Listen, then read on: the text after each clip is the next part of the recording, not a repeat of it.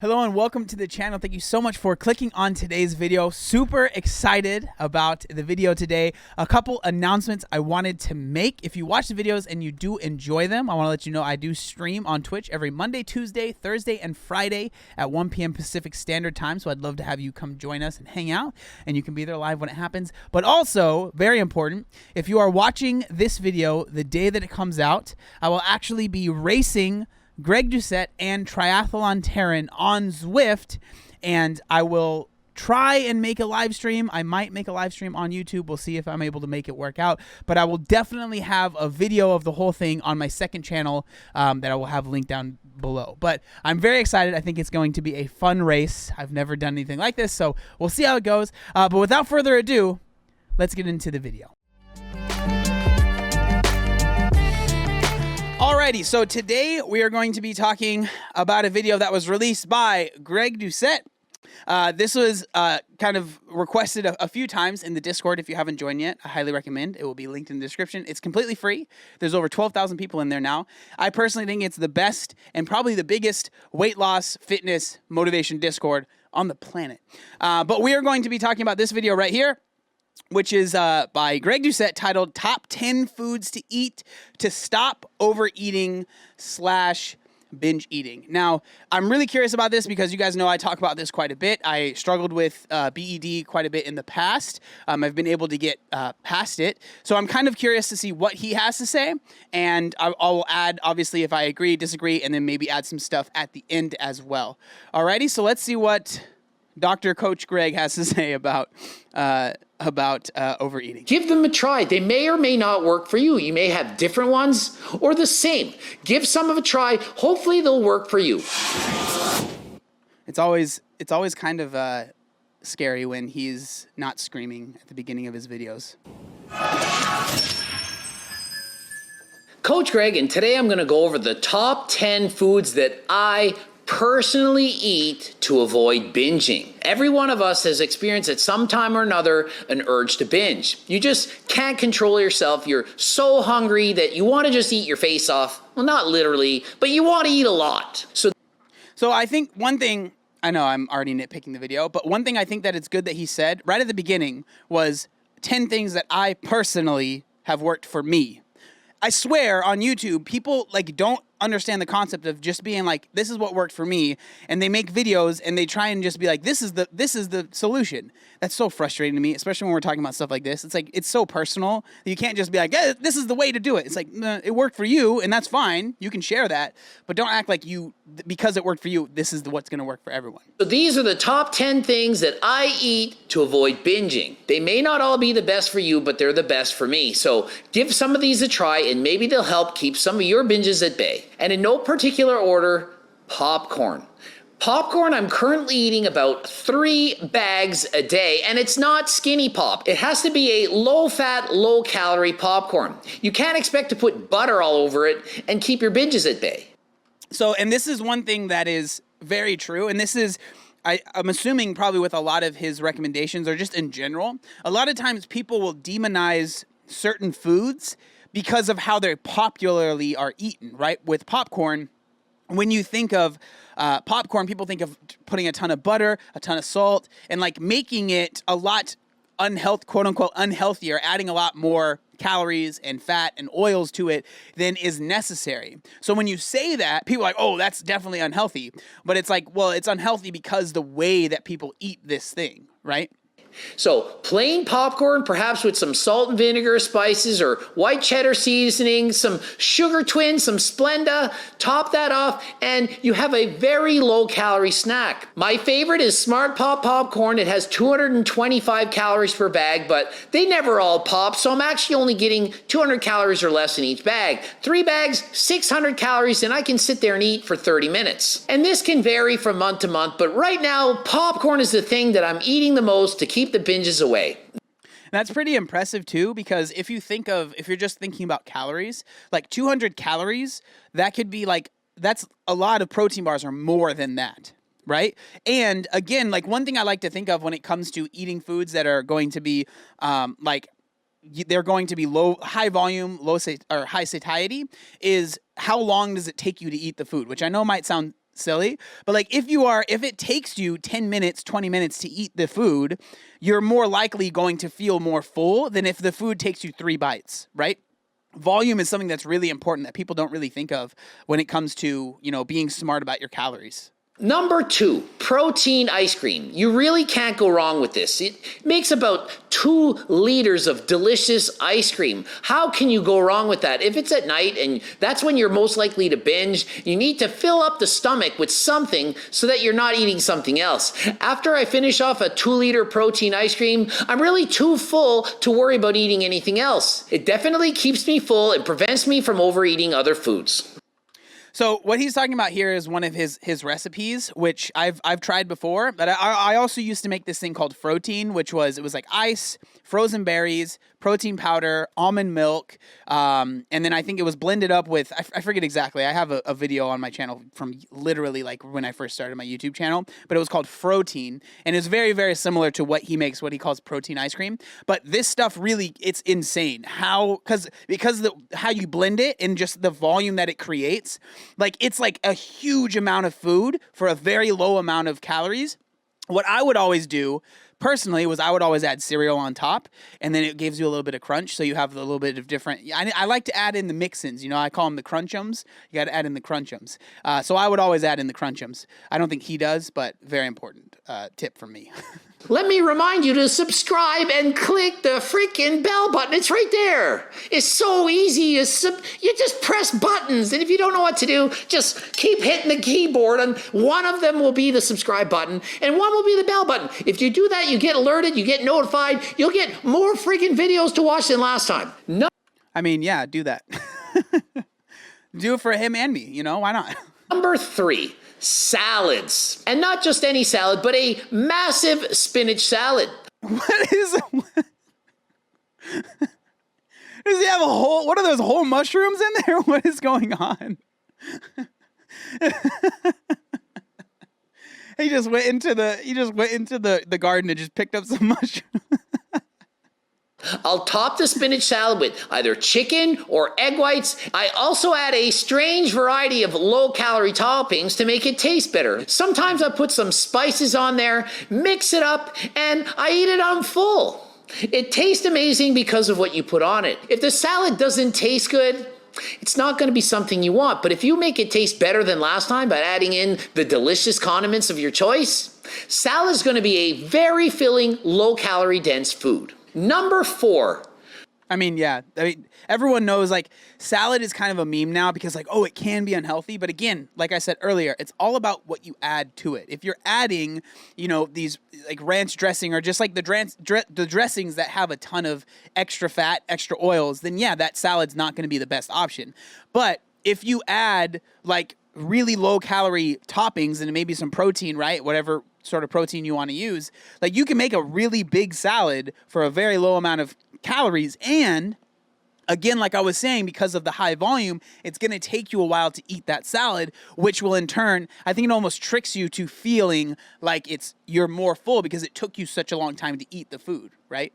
Wraps. I eat wraps so often, I've even been eating them for breakfast lately. I average about 4 of the Joseph wraps a day. I load them up with lettuce on the bottom, add in my favorite protein, and top it with a variety of vegetables, whatever's in the fridge. I top it off with low-calorie condiments, and this makes a delicious and filling massive wrap, of which I eat 2 of them, and after the 2 wraps are gone, I'm full. I don't want to eat anything else. It definitely gives me a lot of energy, doesn't make me feel uncomfortable, and I can save things like salads and protein ice cream and popcorn for later. So one thing that he's kind of talking about, I don't know if he goes into detail, but this is going to, for a lot of people, it's going to be like, duh. But this is something that I've noticed a lot of people that struggle with eating their caloric range, like eating in their range.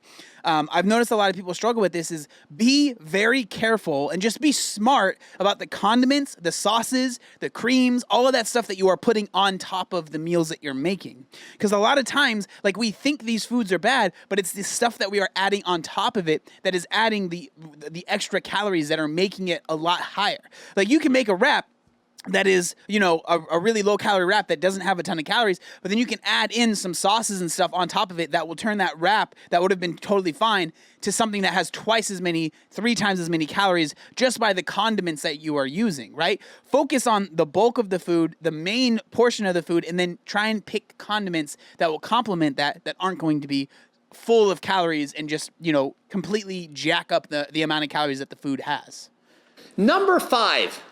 Deli slices. You're thinking, why would you do that? But trust me, when it's before bed and I'm looking for something to eat, if I start eating things that are high in carbs, not going to stop. Right before bed is a dangerous time to overeat. Sometimes I can stand there and want to keep eating and never stop. But if I stick to eating protein and not carbs, I tend to have an easier time putting the fork down. If you eat low-fat, low-calorie deli meats or even vegan deli meatless meats, you can eat a lot of these and not get a lot of calories. You're not going to tend to want to keep eating. One package of deli meat and you're probably satisfied.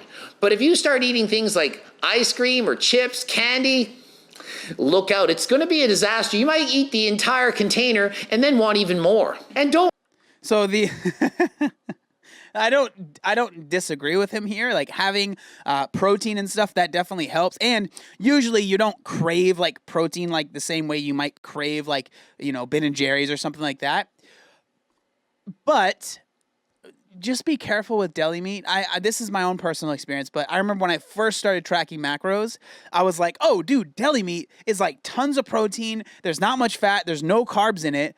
I could eat a ton of this. So one night, I was like really low on my protein, so I ate a full package of deli meat. Middle of the night, your boy was in the toilet just puking. Like it was. So for me, I wouldn't recommend eating a whole package of it. Like you can have a few slices, you know, but like, just be careful. I think it was just because it was like pretty cheap deli meat too. So the amount of salt and sodium in it, my stomach was like, nah, dog. That ain't happening. So just be careful with that one. You know, just a word to the wise. If you haven't tried it, you know, maybe don't eat a whole package right at the start. Oh, man. Don't worry. The chemicals, they're probably not going to kill you, but you do know that obesity could. They will make you puke, though. Number 6, Greek yogurt. For some reason, this really fills me up. A 650 ml tub before bed, that gets me full. When I want to eat and I eat that whole container, I feel really full. Dude, Greek yogurt seriously it's very satiating because of the amount of protein, fat. It's like a good mixture of all the macros. I wouldn't recommend eating it plain. I don't know how people eat plain Greek yogurt. You need to put something in it. You need to sweeten it. You need to do something to it because just plain Greek yogurt tastes like sour cream. Change my mind. I don't care what anyone has to say. But Greek yogurt is, like, the macros on it really are very nice. Compared to ice cream, I just want to keep eating. I can't seem to stop myself. And plain Greek yogurt doesn't taste that good, but if I put sweetener in, it's a different ballgame. Tastes really good. If I want to have an even more delicious food, fruits. Fruits are very low in calories and they have a lot of fiber. Some of my favorites are strawberries, blueberries, and apples. Yeah, I know watermelons are really good too. I don't know why I feel like I'm watching. I feel like I'm like sitting down and like Saturday morning, like fruits. Oh, okay. Yeah, thanks. Like, I don't disagree with them, and I think fruits are great. Like strawberries are super low calorie, super. You know, you can eat a ton of them with any berries and stuff. But I'm sorry, it just made me laugh. like them. Editor Steve's wife, Ann, she's like, oh, watermelons do it for me. I don't really like them that much. So obviously, there's no rules in the Anabolic Kitchen. Choose the fruit that you enjoy. These have. Dude, I love watermelon. Oh, it's so good. Very low calories, going to keep you full and prevent you from overeating. Not only that, but fruits, they're an easy on-the-go snack. How easy is it to carry around an apple in your car, in your gym bag? You're hungry, you just went to the gym and you're out shopping. If you have a fruit with you, you might not need that donut at Tim Hortons now, do you? True. And, you know, the fiber in fruit's always good. Number 7, potatoes. And that's regular potatoes. Dude, come on.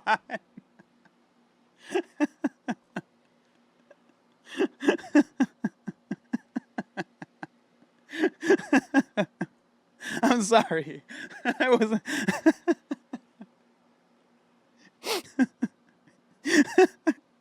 I love potatoes. Okay, I'm sorry.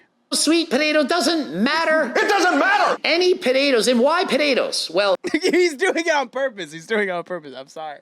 He's not. Why is he saying it so many times?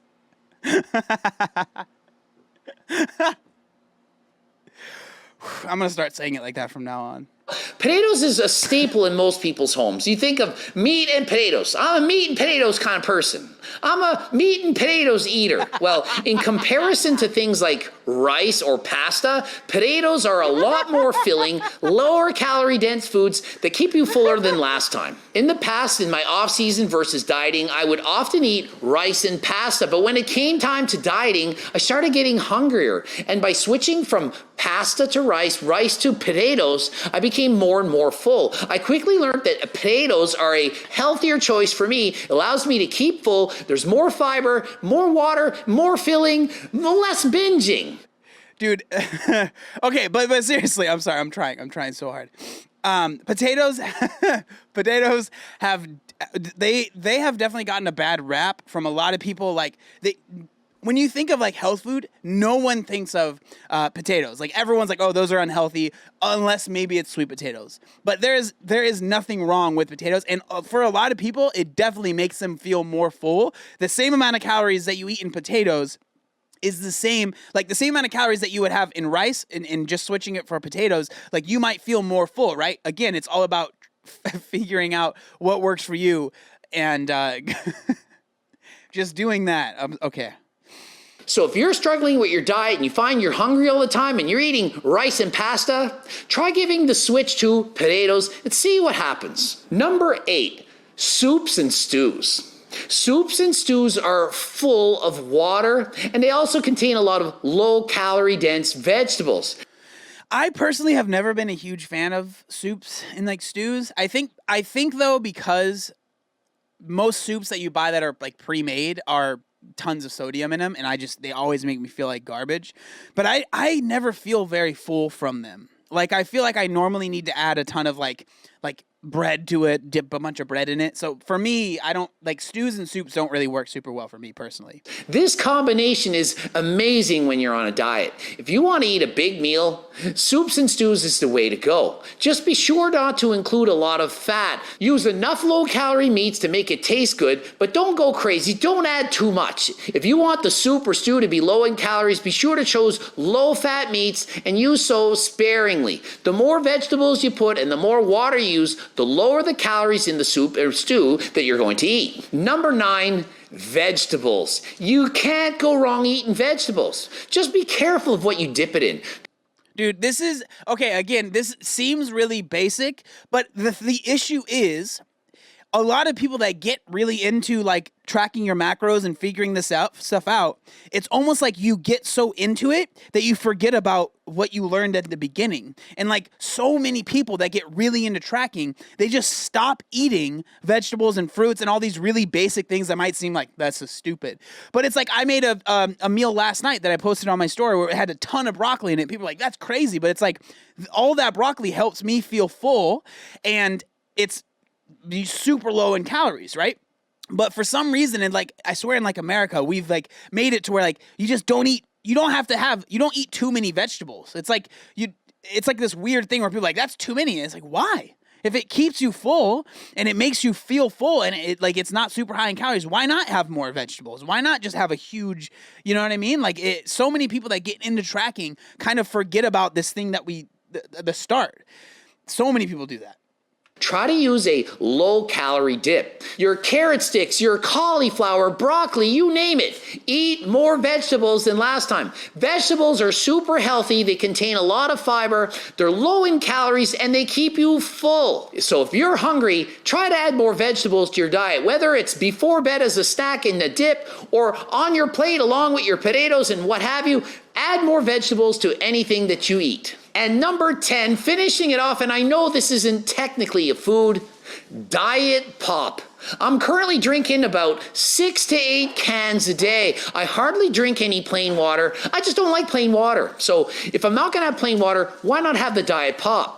Diet Pop has water in it, and yeah, there's chemicals, there's aspartame and all that stuff, but who cares? It's not giving me cancer. I have no concern of this, and I'm 45, I'm still alive. Just think of the amount of calories you're going to save by drinking Diet Pop. Compared to regular pop or juices, so much less calories. Also, in drinking Diet Pop, it's going to stretch out the stomach, sending signals to the brain to let you know that you're full and you don't need to eat anymore. These are the foods. So I know whenever people bring up diet soda, it's quite the a lot of people do not like it. But I personally, I drink diet soda as well, not as much, but like I drink diet soda pretty often.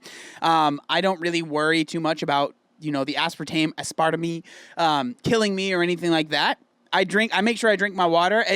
I wonder if he really means that he literally doesn't drink water, because I know that he cycles really hard for extended periods of time, and I would be surprised if he's cycling literally drinking like a Diet Pepsi or something. Maybe he is, I don't know. But I think that especially, genuinely, especially if you are someone that really did like soda and you are a big soda drinker and you feel like you cannot have diet soda, but like you kind of want some. For me, I'm like, give it a shot. Do not I think like just telling yourself you can't have it, that's not the way to go. Like I personally think like if you really like soda and you want to have a diet soda, I'm not going to sit here and say like you can't have that.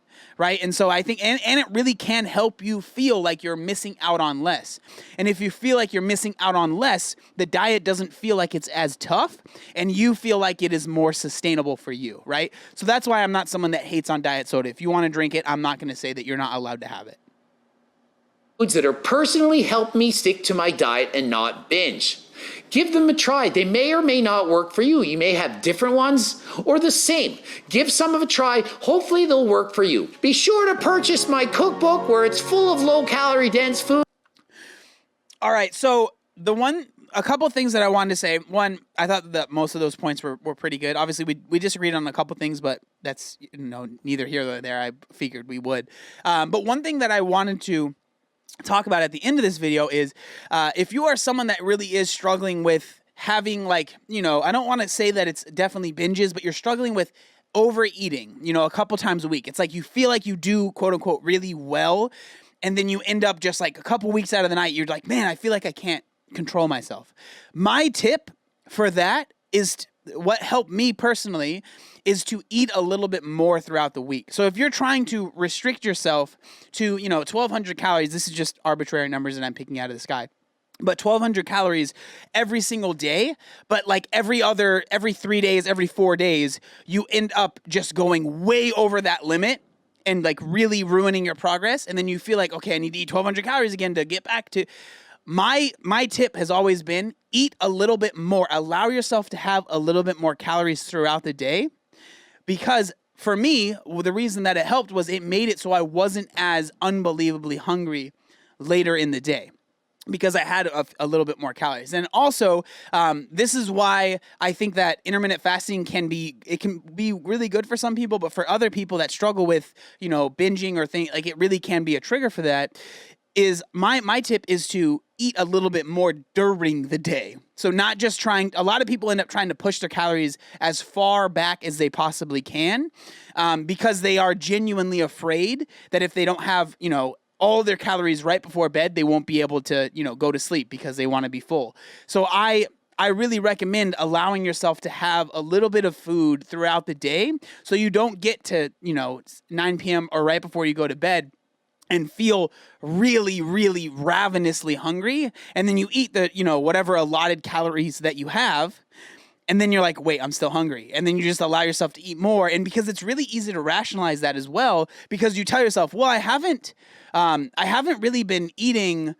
I didn't really eat anything today, so I can have a little bit extra this. I can have a little bit extra that. I can have right? Like it's really easy to rationalize then as well. So I really think that just increasing your calories throughout the day it really helped me a lot because I was really, really under eating. I wasn't eating enough. And that's the reason that helped me.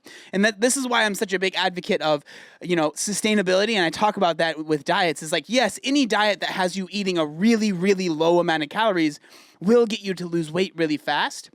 But eventually, most people hit a wall and they no longer have the motivation or the willpower to continue eating such low calories because they are just hungry. And of course you are, right?